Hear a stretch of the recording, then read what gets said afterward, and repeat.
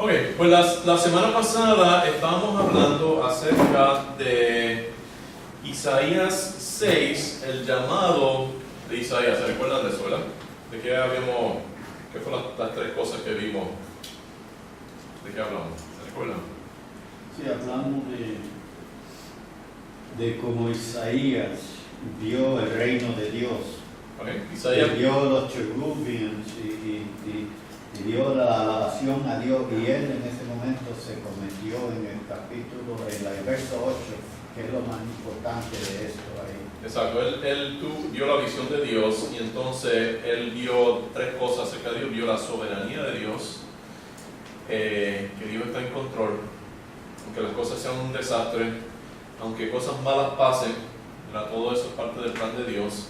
Él vio la santidad de Dios, ¿verdad? Los ángeles diciendo santo, santo, santo, y también vio que la tierra estaba llena de su gloria, ¿verdad? Por eso nosotros tenemos que glorificar a Dios a través de los cánticos y también dar testimonio, ¿verdad? Eso es parte muy importante de nuestra relación con Dios. Y por eso vale la pena, ¿verdad? También usar instrumentos para glorificar y alabar a Dios. Y entonces hay dos otras cosas que quería cubrir hoy, pero a medida que estaba estudiando este pasaje, me di cuenta que este pasaje está en un contexto. El contexto es el capítulo 5 de Isaías, así que quiero discutir el capítulo 5 para entonces continuar el estudio que estábamos haciendo en el capítulo 6. Así que, como la vez pasada leímos el capítulo 6, voy hoy a leer el capítulo 5 y comentar un poquito sobre él. Así que vamos a Isaías 5, que dice así, y voy a ir explicando a medida que lo vamos a ver. Dice: ahora cantaré por mi amado el cantar de mi amado a su viña. Tenía mi amado una viña en una ladera fértil. ¿De qué está hablando aquí Isaías? ¿Qué está hablando aquí? Dice: tenía un amado una viña en una ladera fértil. De Dios, ¿verdad? Está hablando acerca de Israel. Israel era como una viña, estaba en un sitio fértil, ¿verdad? Uno piensa, Israel era un sitio que era bien próspero. Dice que era una tierra que fluía leche y miel. Para ese tiempo podemos decir que Israel era como decir California, ¿verdad? Que tenía un clima que era, o sea, ideal, lo que llaman un clima mediterráneo. Se encuentra solamente en ciertas partes del mundo, en esa parte, en el Mediterráneo, en California, en Chile, en alguna parte de Australia. Que es de los sitios donde básicamente uno no tiene que casi usar aire acondicionado, nunca está súper frío, nunca está súper caliente, unos terrenos bien fértiles, ¿verdad? Dice, sí, que Dios lo puso, ¿verdad?, en uno de los mejores sitios del mundo. Y la había cercado y despedregado y plantado de vides escogidas. Quiere decir que le había puesto una protección. Esa área tiene un desierto que evitan que entren gente directamente del este. La gente tiene que venir del norte y del sur, y hay una barrera de montaña y de desierto que básicamente los protege. Y entonces, ¿verdad?, despedregado quiere decir que básicamente ese sitio estaba desarrollado y plantado de vides escogidas. Es que esa gente, ¿verdad?, eran gente también que tenían, ¿verdad?, genéticamente, pues eran ¿verdad?, gente con mucho potencial, ¿verdad? O sea, que eran gente saludable, gente inteligente, gente fuerte, ¿verdad? Dice: había edificado en medio de ellos una torre y hecho también ella un lagar, esperaba que diese uvas y dio uvas silvestres. La torre, podemos decir que es Jerusalén, el templo. Dice, entonces, con todo eso que Dios le dio, dice que Dios esperaba que diera uva, que diera fruto. Israel se supone que fuera un ejemplo al mundo, que fuera un sitio de desarrollo, un sitio de prosperidad, un sitio de avance para todo el mundo. Pero en vez de dar uvas, lo que dio fue uvas silvestres. Básicamente dio pequeñas berries, ¿verdad? Que no servían para nada, uvas agrias. Dice: ahora pues, vecinos de Jerusalén y varones de Judá, juzgad entre mí y mi viña, ¿qué más se podía hacer a mi viña que yo no haya hecho en ella?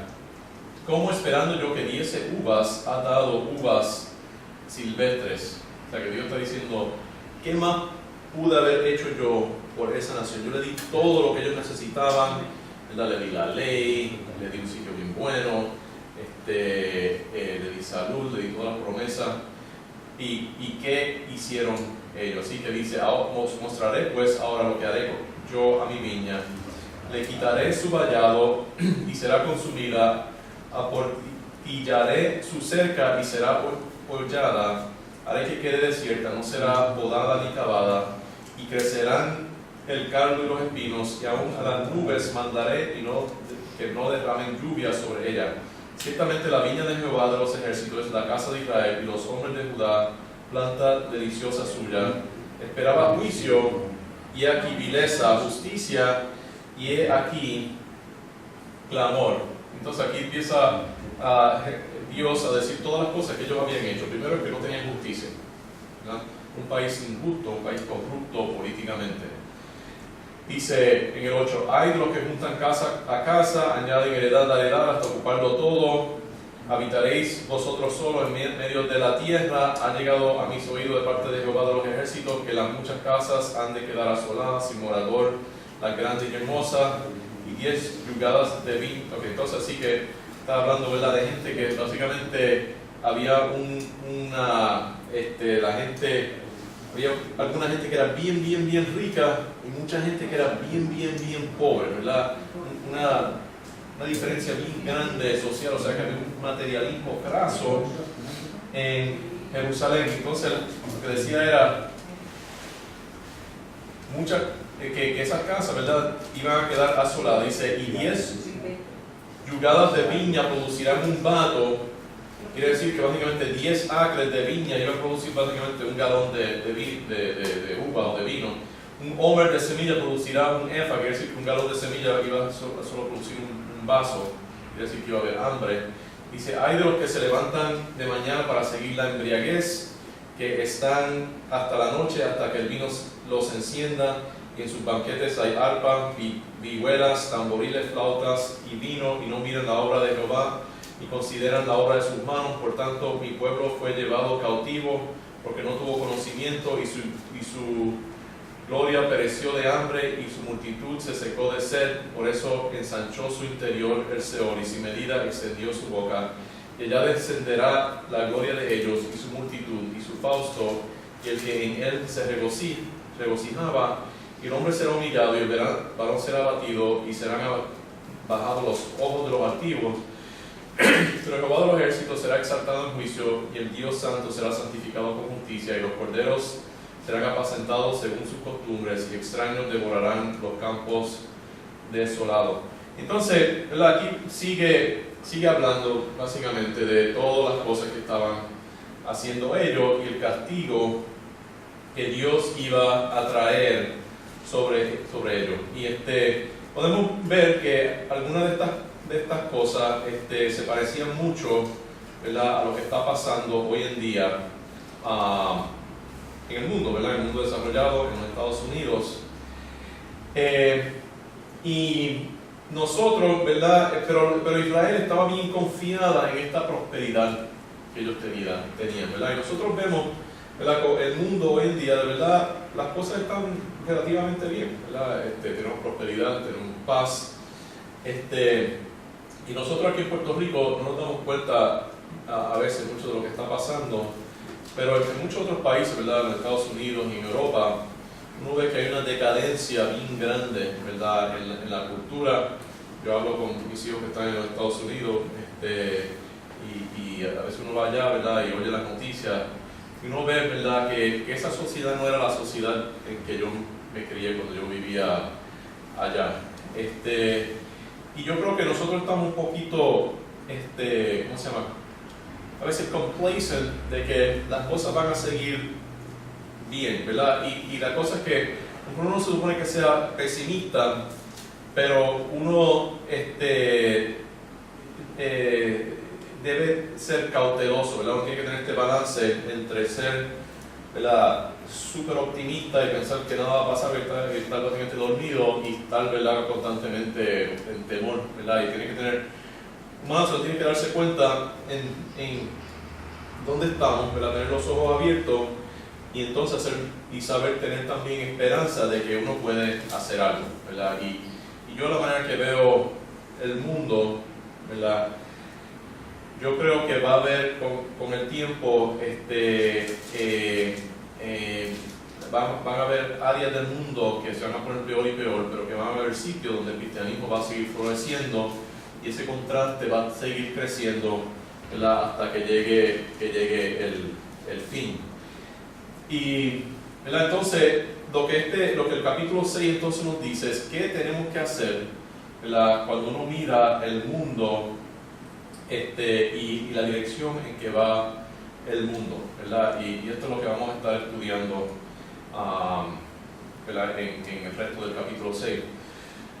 Pero interesante, anoche a medida que estaba estudiando, a veces me pongo a ver videos y rabbit trails y uno, ¿verdad?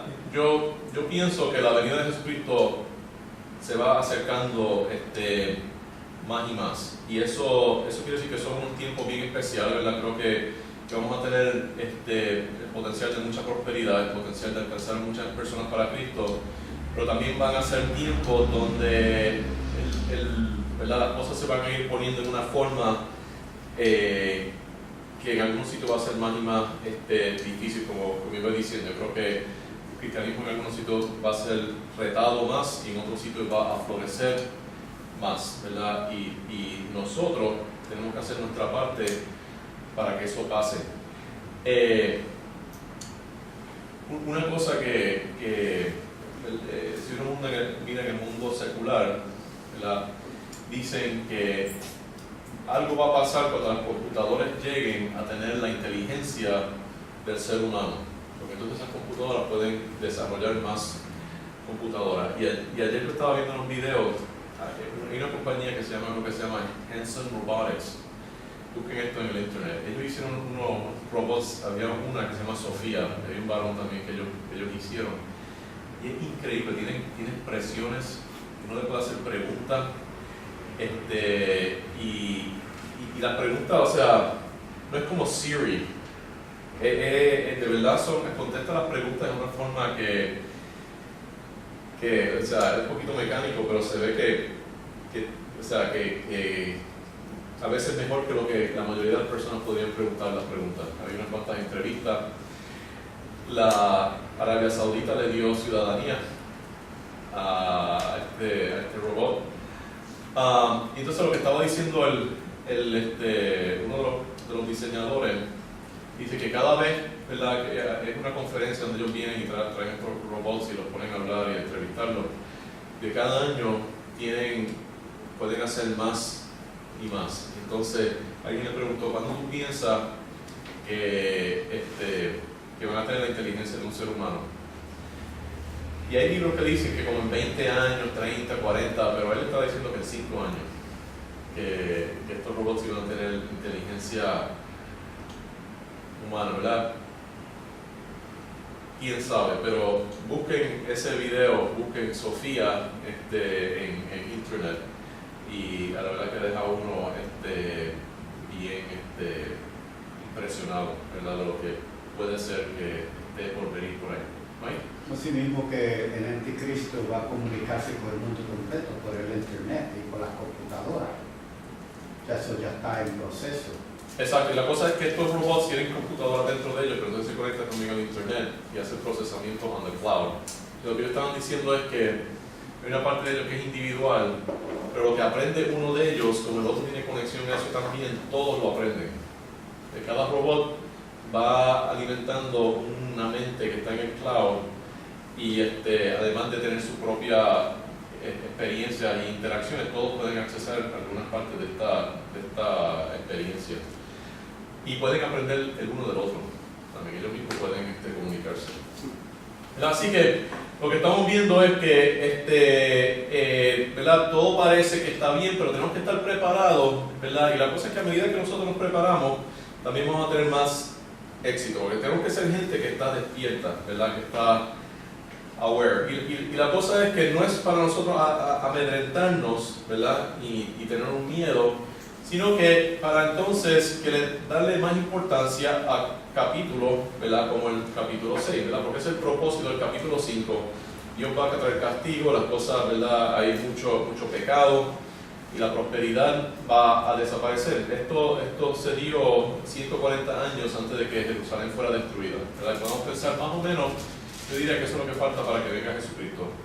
Quizás unos 100 años, un poquito más, quizás un poquito menos. Y nosotros, ¿verdad? Vamos a ser una de las últimas generaciones que vamos a vivir nuestra vida completa antes de ese tiempo. La hacemos. ¿Ah?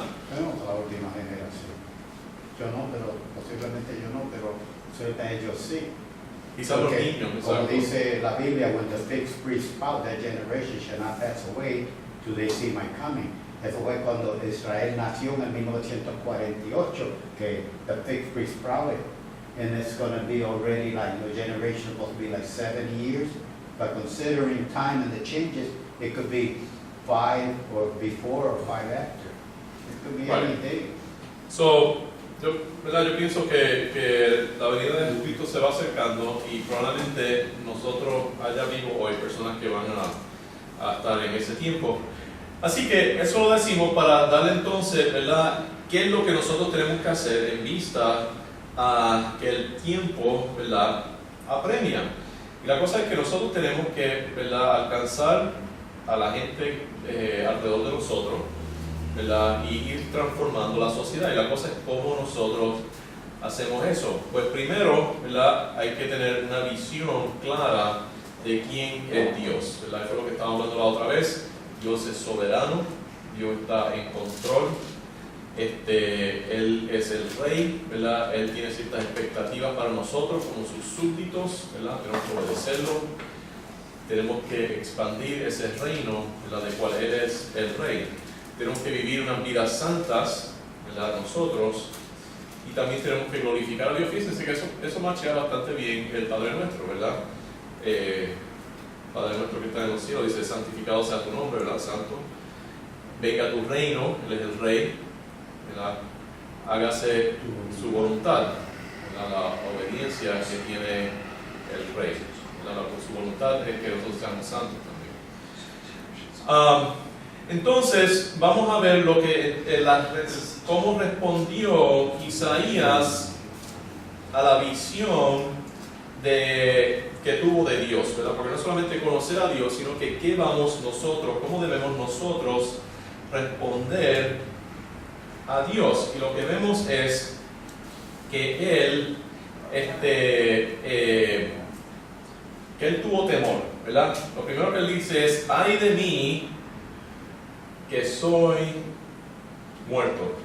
Y es bien importante, ¿verdad?, la importancia del temor de Dios. Una verdadera visión de Dios va a crear temor, porque todas nuestras facultades están contaminadas y ensucian todo lo que nosotros hacemos. Nuestras motivaciones siempre son mixtas. Esa doctrina se llama la depravación total del ser humano. Y hay algunos ejemplos que quiero leer, donde vemos que personas, ¿verdad?, que de verdad vieron el poder de Dios, tuvieron ese contacto con Dios, ¿verdad?, tuvieron esa visión de Dios, ¿verdad?, que es algo que debemos tratar de tener, ¿verdad?, de verdad, y es algo por lo cual yo creo que deberemos orar, ¿verdad?, que vamos de verdad a conocer a Dios, tener esa relación con Dios, tener esa visión con Dios. Vamos a ir a Lucas 5, 4 al 11, dice: cuando terminó de hablar, dijo a Simón: boga mar adentro y echad vuestras redes para pescar. Él había estado predicando, ¿verdad? Y Simón le había prestado, Pedro, le había prestado su barco. Y como recompensa, ¿verdad?, él le dijo: ve hacia adentro y echa al mar. Y respondió Simón, le dijo: maestro, toda la noche hemos estado trabajando y nada hemos pescado, mas en tu palabra echaré la red.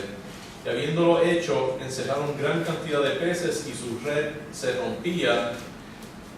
Entonces hicieron señas a los compañeros que estaban en la otra barca para que viniesen a ayudarle, y vinieron y llenaron ambas barcas de tal manera que se hundía. Viendo esto, Simón cayó de rodillas ante Jesús, diciendo: apártate de mí, Señor, porque soy hombre pecador. Porque por la pesca que habían hecho, el temor se había apoderado de él y de todos los que estaban con él, y asimismo de Jacobo, Juan hijos de Zebedeo, que eran compañeros de Simón. Pero Jesús dijo a Simón, no temas, desde ahora serás pescador de hombres. Y cuando trajeron a tierra la barca, dejándolo todo, le siguieron. Yo miraba eso y decía, oye, ¿por qué Pedro sintió tanto temor? No sabía que eso era Jesucristo, ¿verdad? Él podía hacer todas esas cosas. Pero la cosa es que nosotros lo vemos, ¿verdad? Como historias de escuela dominical y desde chiquitos nos están dando esas historias. Pero si de verdad nosotros estuviéramos, ¿verdad? Por ejemplo, ¿verdad? A veces Douglas nos cuenta de cosas que pasan, ¿verdad? Si uno de ustedes, ¿verdad? Me dijera a mí, ¿verdad? Ve y haz esto, ¿verdad? Boca mar adentro y echa la de eso, ¿verdad? Y de momento pasa algo así, ¿cuál sería la reacción de nosotros? ¿Verdad? Sería wow. Eso es increíble, Pablo. Al final nos dimos. Claro lo que tú dices, porque yo creo que lo que veo, me hizo un cartoon y yo estaba antes de él y pensaba que eso es devil magic. Evil magic, eso es un contrato con el demonio. That's possible, it's magic. Él lo hizo y yo como que, espera, ¿qué está pasando aquí? I was scared. I was scared. De verdad, al principio, I was scared. Exacto, uno ve esas cosas, ¿verdad? Aún cuando hay un truco de la carta, ¿verdad? De como, wow, ¿cómo puede pasar eso? ¿Verdad? No hay cosas así y la verdad que uno siente como que, wow, ¿verdad? Y a veces yo he visto, ¿verdad? Una experiencia que yo tuve una vez que siempre la cuento, ¿verdad? Que me puse a orar y cuestioné a Dios bien fuertemente, como que, ¿verdad? De verdad, reté a Dios. Y hubo una explosión y los carros del vecino se quemaron, ¿verdad? Eso deja a uno como que, wow, ok. ¿Verdad? Y uno como que aprende a no retar de esa forma, da un poquito de miedo por dentro cuando esas cosas pasan. Pero nosotros necesitamos más de eso, ¿verdad? De verdad nosotros, yo creo que deberíamos, ¿verdad? Tratar de tener ese contacto con Dios, ¿verdad? Y ver el poder de Dios, ¿verdad? Y ver esa visión de Dios y yo creo que eso nos daría un poquito más respeto por quién es Dios. Y la cosa es que el temor de Dios, el temor de Jehová, ¿qué nos da? Nos da algo bien importante, porque uno dice, pero temer a Dios, ¿para qué? ¿Pablo? Nada, después Mike, santidad.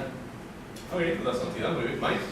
Nos abre los ojos a las consecuencias de quién es Él y hacer lo que Él diga, porque si no va a hacer, mira quién es, que me puede mandar para ti, me puede hacer así, me puede hacer asado, si yo no obedezco. Si tú tienes un corazón para Él, que tú crees que Él es Dios, entonces eso te da adentro un respeto para Él, es como un hijo que respeta a un padre. A los hijos míos yo no tenía que hablarles, yo con los ojos los miraba, y hacía así, y ellos respetaban, porque me conocían, sabían el respeto que tenía, no tenía que decir eso. Es lo mismo, es nuestro Padre y le tenemos ese respeto. Vamos a hacer lo que Él dice, porque si no nos va a salir mal. Exacto, y la cosa es que el tener a Dios nos evita cometer errores, pero hay una cosa aún más positiva. Dice, el temor de Jehová, Proverbios 9:10, dice, es el principio de la sabiduría y el conocimiento del Santísimo. Fíjense que dice el Santísimo, es la inteligencia. Y entonces, ¿y cuál entonces? ¿Qué es lo que nos da la sabiduría? Discernimiento. ¿Cuál es el fruto de la sabiduría? Si el temor de Jehová es el principio, la fuente de la sabiduría, el conocimiento altísimo de la inteligencia, ¿qué nos da la sabiduría y la inteligencia? Recibe propósito en seguir Romanos 2:22. Ok, sí, nos da una transformación de nuestra mente, ¿verdad? Para poder aprobar cuál es la voluntad de Dios. Pero que es otra forma de decir lo mismo, ¿verdad? Saber la voluntad de Dios, que es como el conocimiento del Santísimo, es la sabiduría y la inteligencia. Pero ¿qué nos da la sabiduría? Riches, honor and glory. Ok, muy bien. Riches, honor, long life, health, ¿verdad? Todas esas cosas nos da una prosperidad en todos los sentidos. Nos va a dar prosperidad económica, nos va a dar larga vida, nos va a dar o sea, básicamente nos da de todas las maneras que podemos pensar de las bendiciones de Dios, nos va a dar esas bendiciones, ¿verdad? siempre hay un costo, ¿verdad? Porque cuando hacemos lo correcto, pues a veces va a haber persecución y otras cosas, pero en general nos va a dar una vida de ricas bendiciones. Proverbios 20, A veces tenemos que abandonar lo que más queremos y o alejarnos de lo que más queremos, y casi siempre es algo que nos trae placer. Tenemos que dejarlo para recibir eso, porque si no, no lo podemos recibir, porque nos quedamos estancados, amajados ahí en las cosas que nos dan placer, sea nada malo, sea hasta un ser querido de uno. A veces hay que dejarlo a uno seguir a Dios, porque eso no lo permite a veces. todos los ídolos, ¿verdad? Hay que abandonar. Y los pecados y todas las cosas que tenemos. Proverbios 22:4 dice: riqueza, honra y vida son la remuneración de la humildad y del temor de Jehová. ¿Verdad? ¿Pablo? Eso, pero yo estaba leyendo también que esto no es, los proverbios son cosas que se dan, ¿sabes? Es como que, si tú sigues los proverbios, es como que a likelihood, pero no son promesas. Pero son probabilidades. Exactamente. Altas Pero no son probabilidades. altas probabilidades, ¿verdad? Pero no son promesas. Bueno, son sabiduría. El proverbio es la sabiduría de Dios que te la está dando. Si tú sigues los proverbios, tú no puedes fallar, porque te está dando lo que te pasa malo y lo que te pasa bueno, si lo sigues. Y si no lo sigues, también te dice las consecuencias. Te lo está dando. Si tú lo repites, tú vas a aprender de eso. Y la verdad es que muchos proverbios, hay proverbios, o sea, que dan distintos aspectos, y la otra cosa es que siempre tenemos la cuestión de la persecución. Pero después que también hay cosas que básicamente es como que la otra cara del proverbio. ¿Cómo? Porque si tú dices que hay gente buena y son, ¿verdad? Gente buena, sabia, temeroso de Dios, y que le pasan cosas malas, y la gente que son malas, que son prósperos. O sea, yo digo que The pregunta is, ¿cuál es wealth? That's the question. The answer. Sí, bueno, pero dice riqueza, sí, bueno, riqueza, tiene distintos aspectos, ¿verdad? Hay un aspecto que es económico, porque dice que es más valioso que el oro. Quiere decir que no es oro, pero también yo creo que incluye ese oro. Pero no es solamente prosperidad material, aunque en general va a haber una prosperidad material. O sea, las personas, o sea, si nosotros seguimos los proverbios, yo creo que sí, hay una tendencia a que Dios nos bendiga en una forma económica también, pero es más que eso, ¿verdad? Incluye larga vida, honra, ¿verdad? Y todo lo que la persona piensa que está incluido en una vida que vale la pena, ¿verdad? Ahora, no siempre, ¿verdad? Y la cosa es que, o sea, cosas malas a veces le pasan a gente buena, como tú estás diciendo. Puede pasar enfermedad. Estamos rodeados todavía de pecadores, y Dios no siempre nos va a proteger de los pecadores, ¿verdad? Y Dios nos tiene a veces que dejar pasar por situaciones difíciles para nosotros poder crecer, ¿verdad? Porque la tribulación tiene un propósito también en nuestra vida. Ahora, ¿qué es temor de Dios? Yo me recuerdo que yo vi una vez en un libro de escuela dominical de una de las denominaciones bautistas, que decía que era amor reverente, ¿verdad? Y sí hay un aspecto del temor de Dios que es amor reverente, pero yo creo que es más que eso. Cuando uno mira aquí a Isaías, ¿qué fue lo que él dijo? ¿Qué pensaba Isaías? ¿Era un amor reverente lo que él sintió hacia Dios? No, ¿qué él pensaba? Él pensaba que Dios lo iba a matar instantáneamente, ¿verdad? Cuando él se vio como él era, él dijo: wow, Dios me va a destruir, Dios me va a matar, Dios me va a castigar, ¿verdad? En una forma bien severa. En 5, 10 al 12 dice, porque es necesario que todos nosotros comparezcamos ante el tribunal de Cristo para que cada uno reciba según lo que ha hecho mientras estaba en el cuerpo, sea bueno o sea mala. Ahora, una pregunta, ¿cuál es este tribunal de Cristo? Porque muchas personas dicen que nosotros vamos a aparecer ante Cristo, ¿verdad? Antes de la tribulación, cuando estemos en el cielo, y que todos los otras gente van a ser juzgados por Jesucristo después. Pero ¿qué es? Cuando dice que comparezcamos ante el tribunal de Cristo, ¿qué tribunal es ese? Hay dos juicios.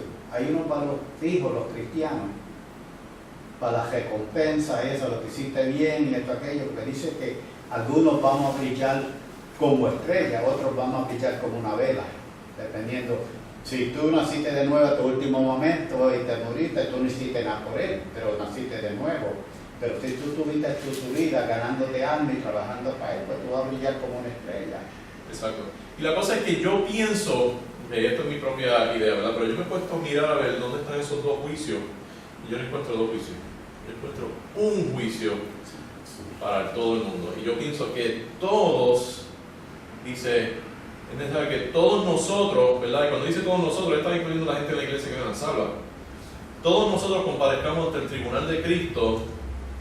Y la cosa es que uno dice, Jesucristo va a juzgar a los cristianos, Dios va a juzgar a los que no son cristianos. No, Jesucristo va a juzgar a todo el mundo. Claro, lo que llaman el juicio del gran trono blanco, donde Él manda a la gente al lago de fuego. Ese es Jesucristo, ese es el tribunal de Jesucristo. Allí vamos a estar todo el mundo, ¿verdad? Cristianos, no cristianos, todos vamos a estar ante ese juicio, y Dios nos va a juzgar para las cosas que nosotros hicimos mientras estábamos en el cuerpo, ¿verdad? Sean buenas o sean malas, ¿no? Pero en ese juicio, como dice, las ovejas a mi derecha y los cabros a mi izquierda, van a hacer una separación de ese juicio. Seguro es como que el mismo día hay un juicio, pero hay un juicio primero y después hay otro juicio para diferentes cosas. Exacto, o sea, hay dos resultados en el juicio, pero como quiera vamos a estar sujetos al mismo juicio, ¿sabes? Sí, pero Jesucristo va a estar ahí y va a decir a las ovejas de él, estos son míos, yo morí por Exacto, ellos. nosotros no vamos para el infierno, pero como quiera vamos a recibir según lo que hayamos hecho. No vamos a recibir porque Dios va a hacer cancelar las cosas negativas, pero no va a juzgarnos por las cosas buenas. Las cosas malas, Jesucristo los va a tomar, pero las cosas buenas, entonces nos va a dar galardones según eso, y hay algunos que van a tener mucho y otros que van a tener bien poco. Oiga, en el mismo punto, más o menos paréntesis, es Mateo capítulo 5, versículo 5. Dichosos los humildes, porque recibirán la tierra como herencia. Entonces, principio de negocio, para mi experiencia, con éticos y humildad y miedo de Dios y justicia, negocio venga para mí porque personas quisieran éticos y alta excelencia y servicio bueno y honesto.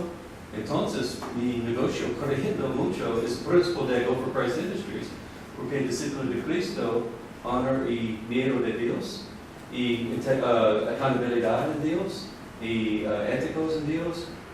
Exacto. Negocio creyendo. Now, es muy importante usar dinero para, not for me, but, Exacto.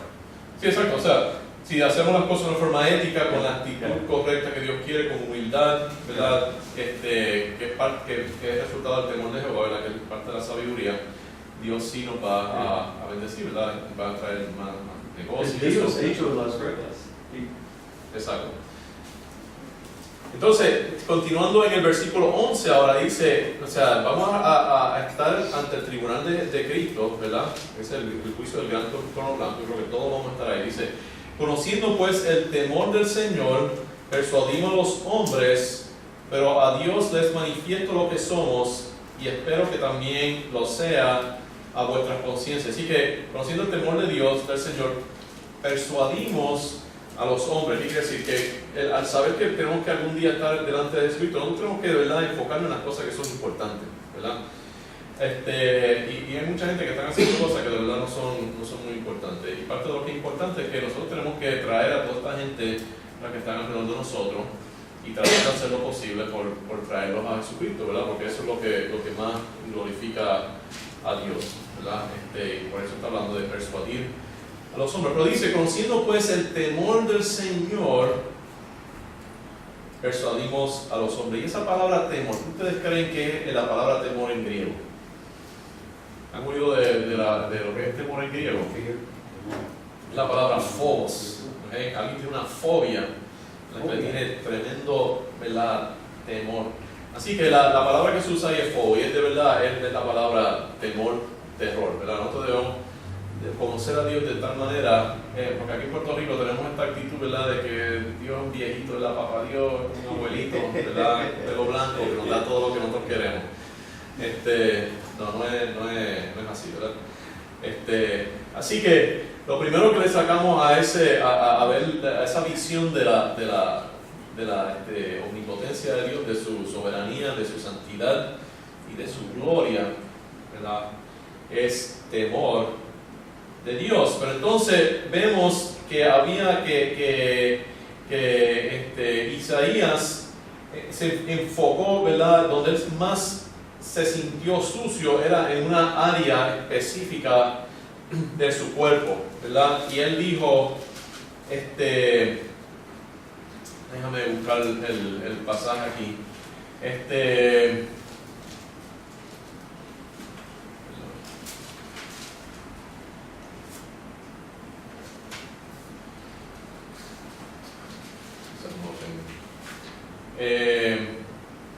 pero básicamente él dijo, ay de mí que soy muerto, porque soy un hombre de labios inmundos y vivo entre gente de labios inmundos, ¿verdad? Y eso es algo que yo he estado viendo, que a medida que va pasando el tiempo, ¿verdad?, el vocabulario de la gente se está poniendo más y más sucio, ¿verdad?, más y más vil.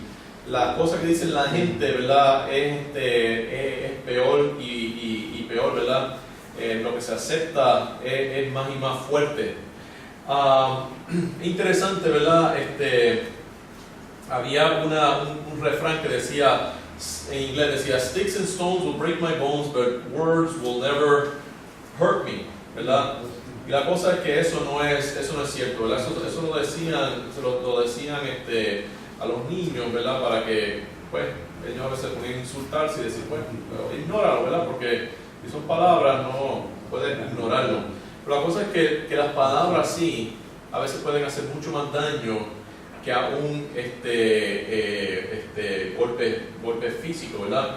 Santiago dice, así también la lengua es un miembro pequeño, pero se jacta de grandes cosas. Y aquí, cuán grande voz que enciende un pequeño fuego. La lengua es un fuego, un mundo de maldad. La lengua está puesta entre nuestros miembros y contamina todo el cuerpo e inflama la rueda de la creación, y ella misma es inflamada por el infierno. Porque toda naturaleza de bestia y de aves y de serpientes y de seres del mar se doma y ha sido domada por la naturaleza humana. Pero ningún hombre puede domar la lengua, que es un mal que no puede ser refrenada, llena de veneno mortal. Con ella bendecimos al Dios y Padre, y con ella maldecimos a los hombres que están hechos a la semejanza de Dios. De una misma boca proceden bendiciones y maldiciones. Hermano mío, esto no debe ser así. ¿Acaso alguna fuente hecha por una misma abertura, agua dulce y amarga? Hermano mío, ¿puede acaso la higuera producir aceitunas y la vid higos? Así también ninguna fuente puede dar agua salada y dulce. Puede ser que, ¿verdad?, Santiago tuviera, ¿verdad?, una conciencia bien fuerte de la importancia de las palabras, ¿verdad? Y quizás era una persona que tenía un vocabulario áspero. Acuérdense que el padre era un carpintero.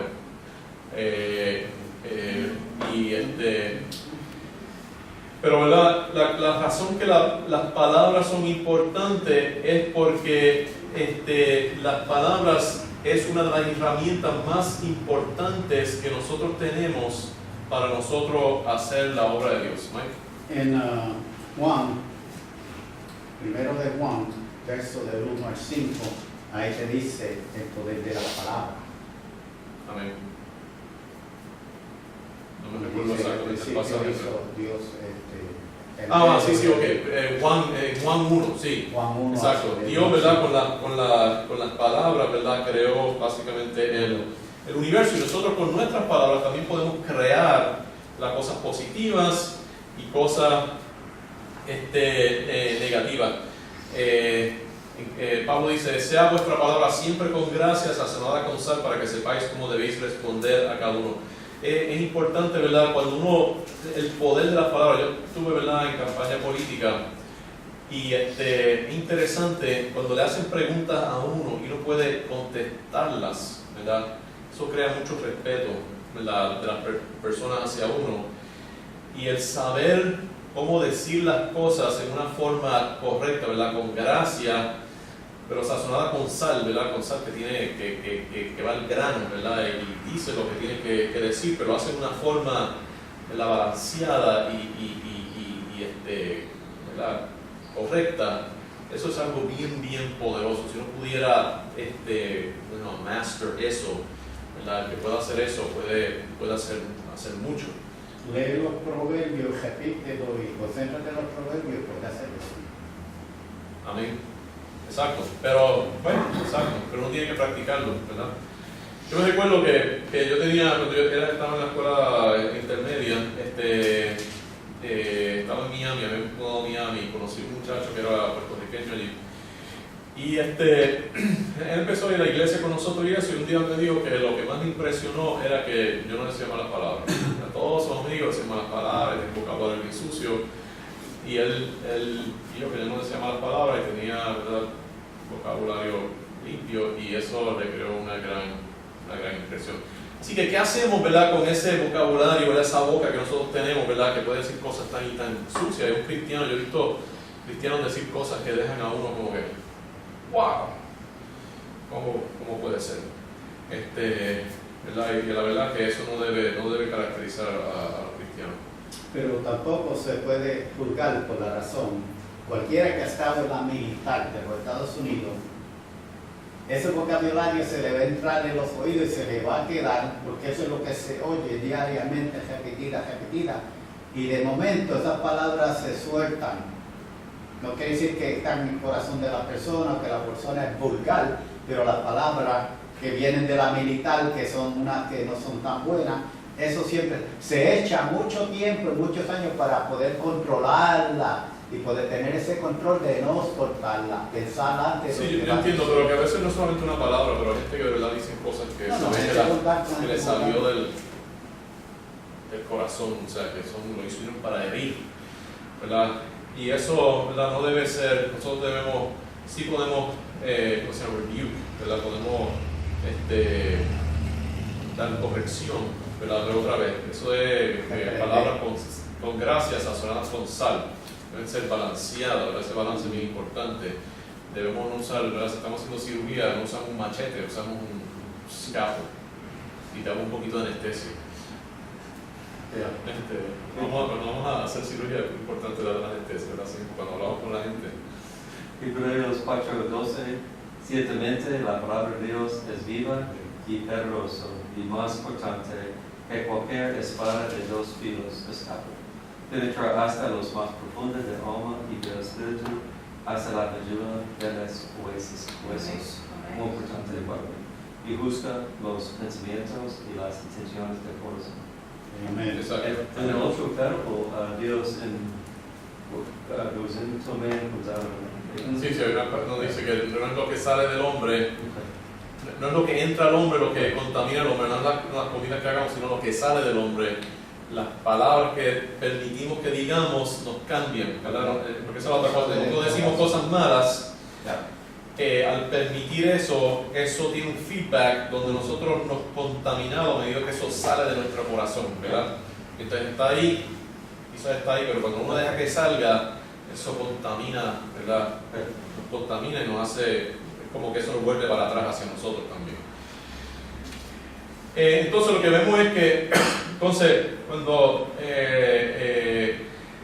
Isaías reconoció eso, porque eso fue lo que él hizo, él reconoció eso, ¿verdad? Entonces, ¿qué pasó? Dice, y voló hacia mí uno de los serafines teniendo en la mano un carbón encendido tomado del altar con unas tenazas. ¿Y qué era lo que había en el altar? El altar era cuando se ponían los sacrificios, ¿verdad? ¿Cuál es el sacrificio de nosotros? El sacrificio de Jesucristo. Dice, y tocando con él sobre mi boca, digo, he aquí que esto tocó tus labios y es quitada tu culpa y limpio tu corazón, ¿verdad? Santiago hizo la pregunta, ¿quién puede domar la lengua? Y la contestación es que solo Dios la puede domar. Una lengua domada quizá la característica más importante de un verdadero cristiano, ¿verdad? Yo sinceramente pienso, ¿verdad? Que una persona, uno debe poder darse cuenta si una persona es cristiana en su vocabulario, en la manera que habla, ¿verdad? Hay personas que dicen cosas bien sucias, da trabajo pensar que son salvos. Solamente, a ver, cuando estoy entendiendo, ¿a qué te refieres con sucio? ¿Te refieres a una palabra? ¿Te refieres a una frase? ¿Te refieres a una idea que la persona está soltando con palabras específicas? ¿Qué es lo que tú te estás refiriendo? En cierto sentido, a todas estas cosas. No solamente, no solamente palabras.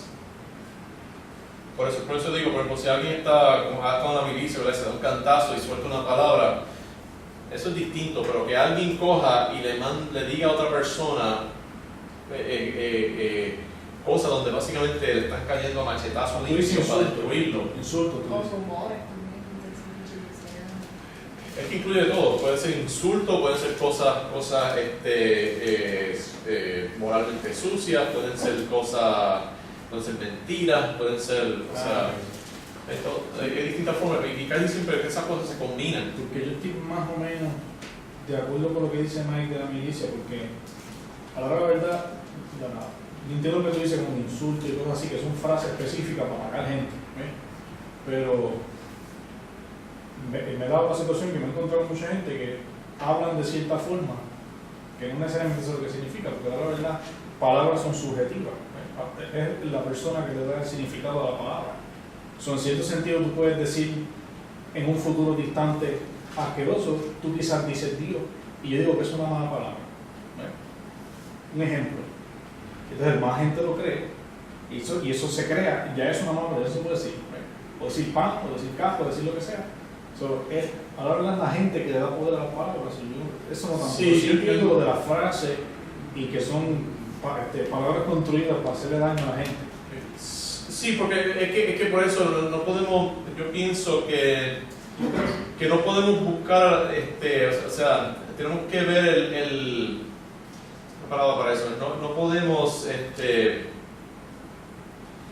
cuando uno mira el mal, creo que hace algo mal, no podemos deconstruct it en una forma, hay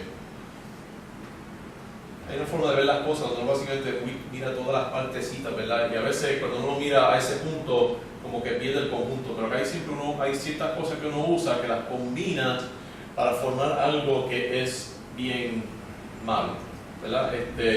Entonces, no es solamente las palabras individuales, pero es la frase que usan esas palabras, pero muchas veces para que esas frases tengan ese significado tienen que usar ciertas de esas palabras. Que es como una combinación. El usar las palabras quizás demuestra que esa persona quizás le falta. Pero yo no estoy diciendo que decir palabras está bien, no estoy diciendo eso tampoco. Palabras individuales que son designadas por el pueblo o el Estado que estamos haciendo lo que estoy diciendo. Yo creo que se puede aclarar esto. Ajá.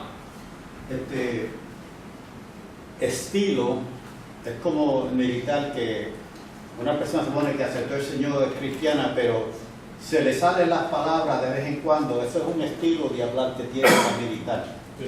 Es una diferencia muy grande con una persona que dice que es cristiana y le dice, oh, maldita sea tú, bla, bla, bla, que te muera, que esto, aquello. Eso es diferente de una persona que se le salen unas palabras, que si esa persona, en que sea cristiano y quiere tener un corazón para Dios, todavía no está domado. Es como un caballo salvaje que hay que domarlo. Exacto, sí, porque Santiago está diciendo, obviamente, no se nos zafa cosas, ¿verdad? Y a veces nos van a zafar frases, pero cuando uno ve a una persona que uno dice, eso estuvo bien, es bien sucio y bien hiriente, y usando palabras que son bien, o sea, lo peor que uno puede imaginarse hacia otra persona, ¿verdad? Y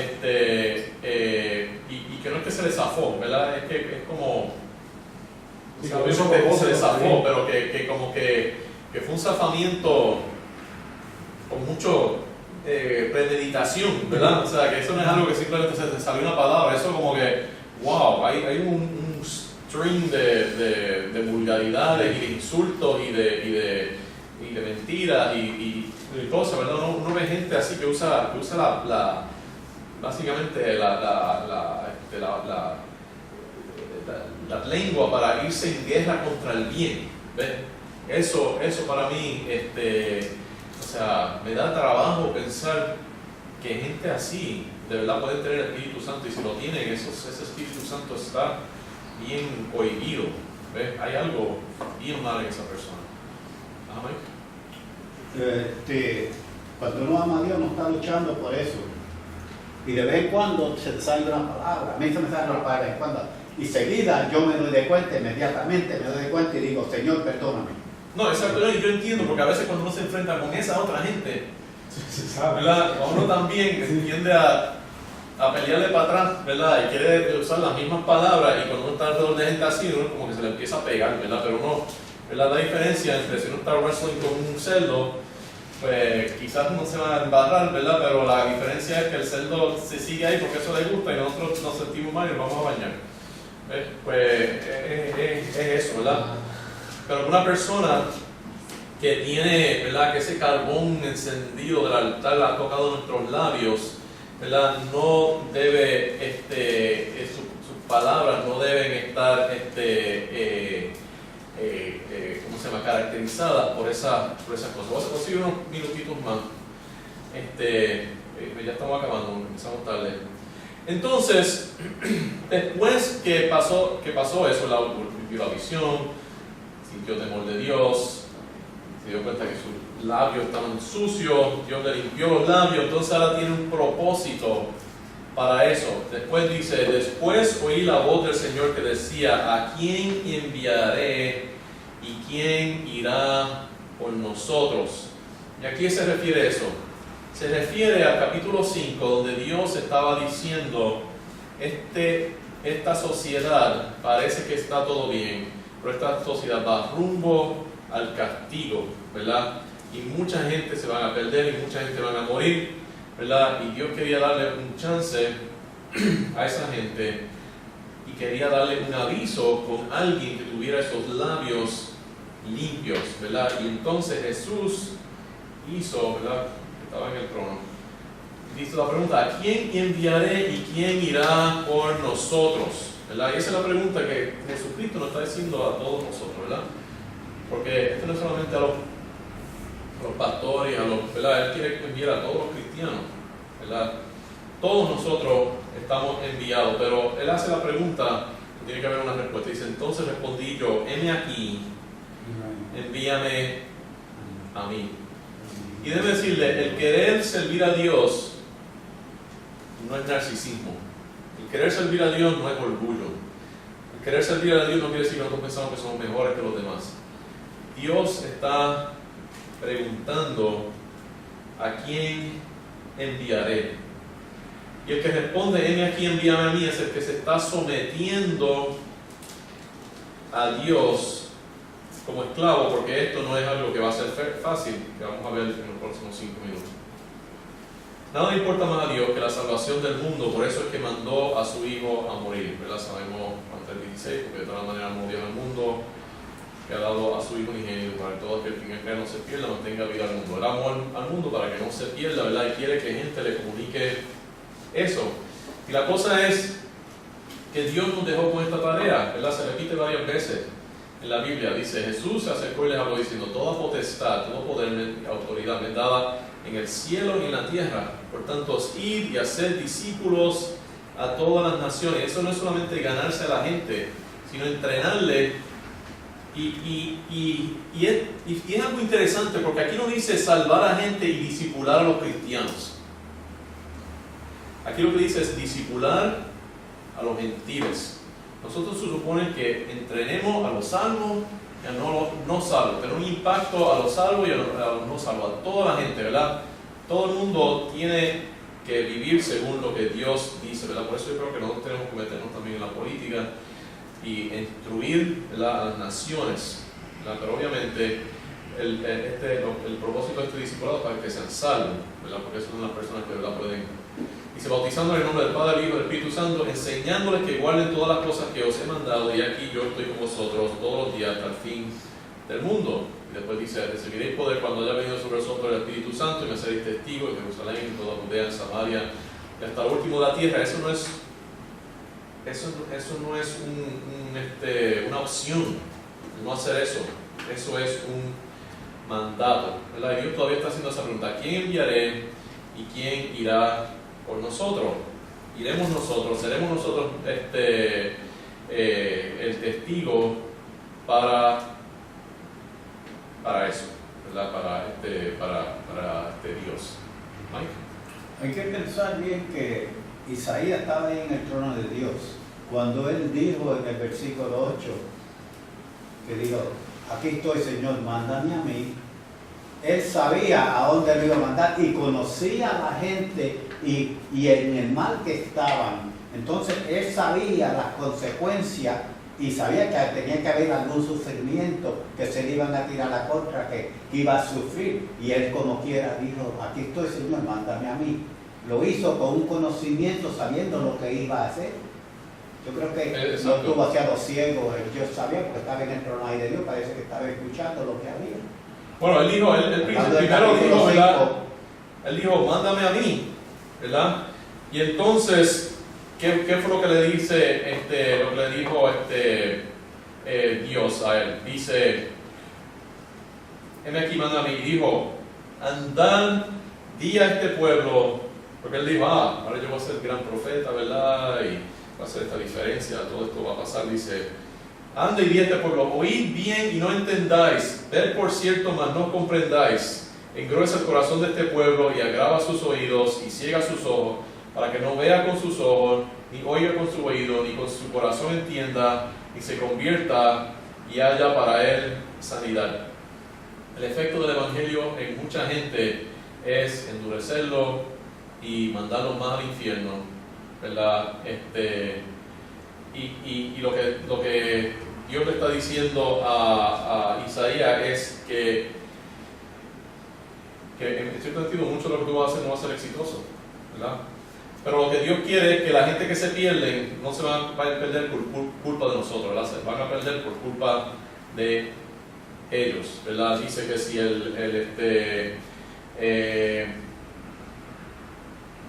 dice en Ezequiel, dice: Hijo de hombre, yo te he puesto por atalaya a la casa de Israel, oirás puesto la palabra en mi boca y amonestarás de mi parte. Cuando yo dije al impío, de cierto morirás, y tú no le amonestares ni le hablares, para que el impío se aperciba de su mal, a fin de que viva. El impío morirá por su maldad, pero su sangre demandaré de tu mano. Pero si tú amonestares al impío y él no se convierte de su piedad, de su mal camino, él morirá por su maldad, pero tú habrás librado tu alma. Y si el justo se apartara de su justicia, hiciera maldad y pusiera tropiezo delante de él, morirá porque tú no le amonestaste, en su pecado morirás. Y su justicia que había hecho no vendrá en memoria, pero su sangre demandaré de tu mano. Pero si al justo amonestares para que no peque y no pecare, de cierto vivirá porque fue amonestado, y tú habrás librado tu alma. El llamado a hablar al pueblo no es una opción, es un requisito. Y si no lo obedecemos a Dios, nos lo va a tener en cuenta. La gente que se pierde se van a perder por su culpa, pero también por nuestra culpa, ¿verdad? Y entonces dice, y yo dije, ¿hasta cuándo, Señor? Y respondió, hasta que las ciudades estén asoladas y sin morador, y no haya hombre en las casas, y la tierra esté hecha un desierto, hasta que Jehová haya echado lejos a los hombres y multiplicado los lugares abandonados en medio de la tierra. Así que, ¿verdad?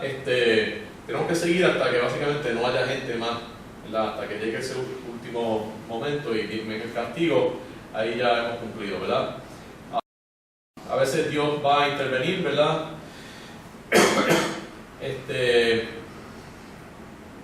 Interesante, yo escribí esto lo escribí hace mucho tiempo, decía que ¿verdad? A veces Dios tiene que intervenir. Puerto Rico ha pasado por un periodo económicamente difícil y de catástrofes naturales. Esto fue antes de María, pero ¿verdad? Este es el momento que tenemos que usar para dar el mensaje de Dios al mundo. Ahora, eso ¿verdad? Suena bien negativo, pero dice: y si quedare aún en ella la 10ª parte, esta volverá a ser destruida, pero como el roble y la encina, que al ser cortado aún queda el tronco, así será el tronco, la simiente santa. Quiere decir que va a haber un remanente. Aquí está hablando un 10%. Uno piensa, wow, eso no suena mucho, ¿verdad? Pero si uno piensa que en el noreste de Puerto Rico hay 300,000 personas, la parte segunda más poblada de la isla, el 10% de 30,000 es ¿cuánto? 150. Sí, pero ¿cuánto? De 300,000, ¿cuál es el 10% de 3.500. 30.000. 30.000. 30,000? De 300,000 es 30,000. De 30.000. Si pudiéramos, eso quiere decir que podríamos tener 30 iglesias de 1,000 miembros, 300 iglesias de 100 miembros, ¿verdad? O sea que eso es, ese 10%, ¿verdad? Si de verdad está dedicado a Dios, es un montón de gente, ¿verdad? Aún ese 10% es suficiente, ¿verdad? Ahora, este remanente es como las ramas que salen de un árbol cortado. Puede tomar tiempo en lo que se convierte en un árbol grande, sin embargo, poco a poco va a crecer y volverá a convertirse en un gran árbol. Ese 10% puede tener un gran impacto, ¿verdad? La mayoría de las personas son seguidores. Si el 10% de la población fueran buenos cristianos, eso podría transformar la sociedad, ¿verdad? Así que vamos a tener estas cosas en mente, ¿verdad? Y yo creo que lo que Dios me está diciendo aquí en esta última parte, ¿verdad? A Isaías, es que tiene que haber persistencia, ¿verdad? Tiene que haber persistencia. No todos van a responder, algunos van a responder. A veces responden cuando Dios trae castigo, ¿verdad? Y ahí tenemos que estar listos para entonces intervenir, ¿verdad? Y ver el fruto que quizás viene. Pero aún ese remanente, hay mucho que se puede hacer, ¿verdad? El 10% de la población de esta parte fueran cristianos firmes, ¿verdad? Podríamos tener un gran impacto en nuestra sociedad y un impacto a través del mundo, ¿verdad? Así que espero que haya sido de beneficio. Piensen, ¿verdad? sobre este pasaje, un pasaje bien impactante, uno de esos pasajes que tiene mucho, ¿verdad? en la Biblia, que ata muchas vertientes que se van desarrollando en otras partes de la Biblia, ¿verdad? Y hay mucho ahí que podemos entender acerca de ello. Unos comentarios, preguntas, críticas. ¿Qué pensamos? ¿Me dijiste 300.000 o 30.000? En esta parte de Puerto Rico hay 300,000. Okay, son 30.000. Porque hay como 10 municipios y cada uno tiene como 30,000. Pero tú hablas del norte de Puerto Rico. Noroeste. Noroeste. Básicamente como de Quebradilla, Moca, Lares, San Sebastián, Isabela, Aguadilla, Aguada, Moca, Aguada, Añasco. Esta área general de por acá es lo que llaman un área en el censo, un área metropolitana, y es la segunda parte más poblada de Puerto Rico, aún más que Ponce, después del área metropolitana. O sea que tenemos mucha población aquí. Y no solamente eso, ¿verdad? Hay 1 millón de personas que pasan a través del aeropuerto que está aquí en Aguadilla, ¿verdad? Hay muchos turistas, mucha gente, podemos tener un impacto, ¿verdad? En todo el mundo, si nosotros queremos. Yo tengo versículo Apocalipsis 19, versículo 15. Ajá. De su boca sale una espada afilada con la herida a las naciones.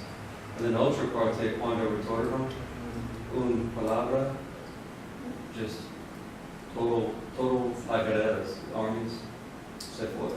Sí, exacto. La palabra de Dios, la que es la espada, Yeah. mata, Jesucristo cuando vuelva va a matar a mucha gente y salvar a mucha gente. Es fuerte. Ok, muy bien, pues con eso terminamos. Vamos a terminar en oración. Pueden apagar el video. Pero Padre Celestial, te damos gracias por tu palabra. Te pido que sea de provecho, que podamos integrarla a nuestro pensamiento, a nuestra vida y que nos use y nos bendigas